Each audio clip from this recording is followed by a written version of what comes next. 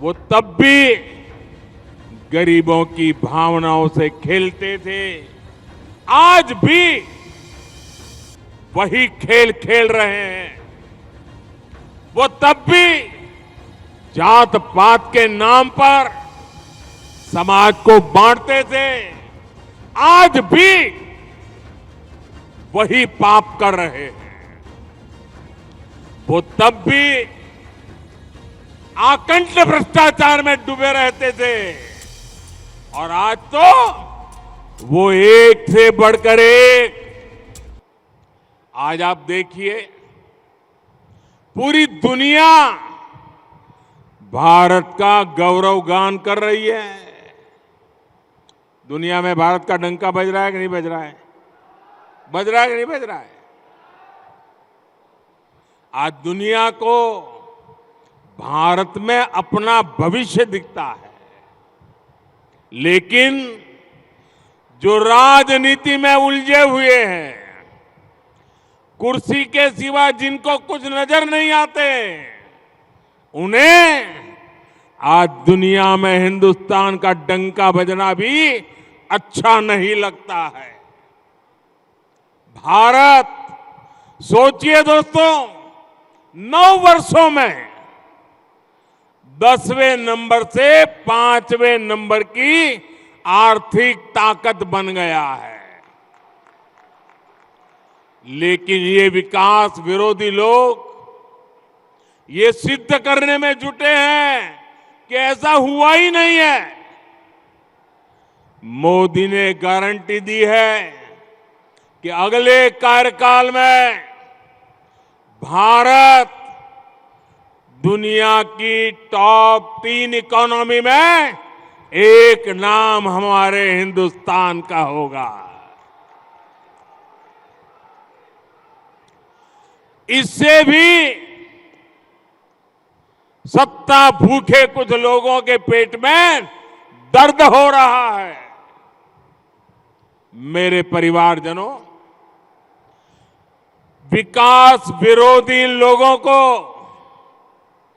देश ने 6 दशक दिए थे। 60 साल कोई कम समय नहीं होता है। अगर 9 साल में इतना काम हो सकता है तो 60 साल में कितना हो सकता था?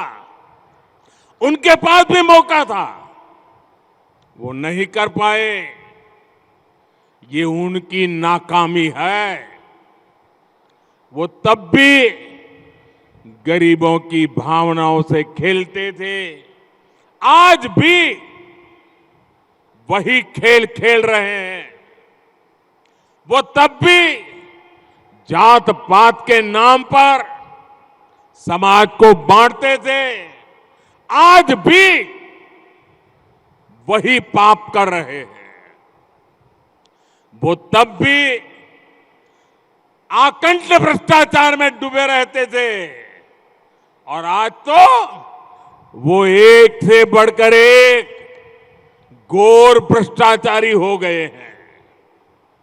वो तब भी सिर्फ और सिर्फ एक परिवार का गौरवगान करते थे। आज भी वही करने में वो अपना भविष्य देखते हैं। इसलिए उनको देश का गौरवगान पसंद नहीं आता। मेरे परिवारजनों, मोदी ने गरीब, दलित, पिछड़े, आदिवासी परिवारों को पक्के घर की गारंटी दी है।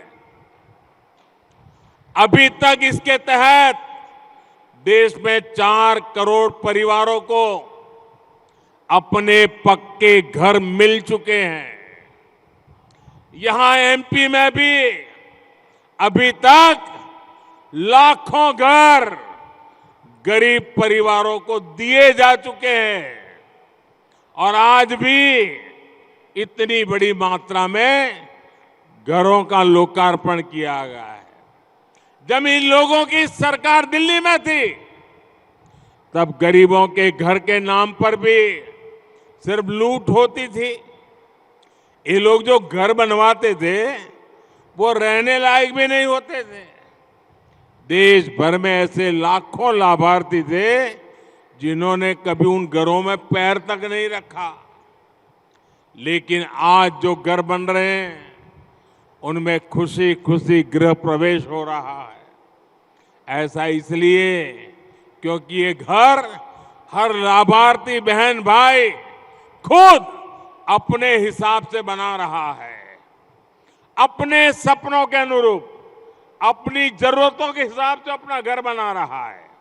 हमारी सरकार जैसे जैसे काम होता जाता है, टेक्नोलॉजी के माध्यम से मॉनिटर होता है और तुरंत उसके खाते में सीधे पैसे भेज देती है।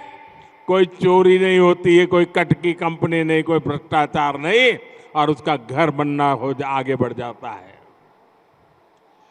पहले घर के नाम सिर्फ 4 दीवारें खड़ी होती थी।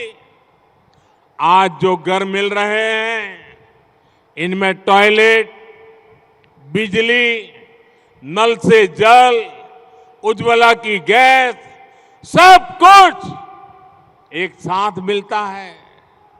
आज यहां ग्वालियर और श्योपुर जिले के लिए अहम जल परियोजनाओं का भी काम शुरू हुआ है। ये भी इन घरों में पानी की सप्लाई में मदद करेगी। साथियों, इन घरों की लक्ष्मी यानी मेरी माताएं बहनें घर की मालिक हो, ये भी मोदी ने सुनिश्चित किया है। आपको पता है ना कि पीएम आवास योजना के घरों की रजिस्ट्री महिलाओं के नाम भी होती है। पीएम आवास योजना के घरों से करोड़ों बहनें लखपति हुई है। जिनके नाम कोई संपत्ति नहीं थी, उनके नाम पर लाखों के घर रजिस्टर हुए हैं। आज भी जो घर मिले हैं उनमें से ज्यादातर घरों की रजिस्ट्री बहनों के नाम पर है। और भाइयों बहनों, मोदी ने अपनी गारंटी पूरी की है। मैं एक गारंटी आप बहनों से भी चाहता हूं। मैं जरा बहनों से पूछना चाहता हूं, मैंने तो मेरी गारंटी पूरी की, आप एक गारंटी देगी? आप मुझे गारंटी देगी?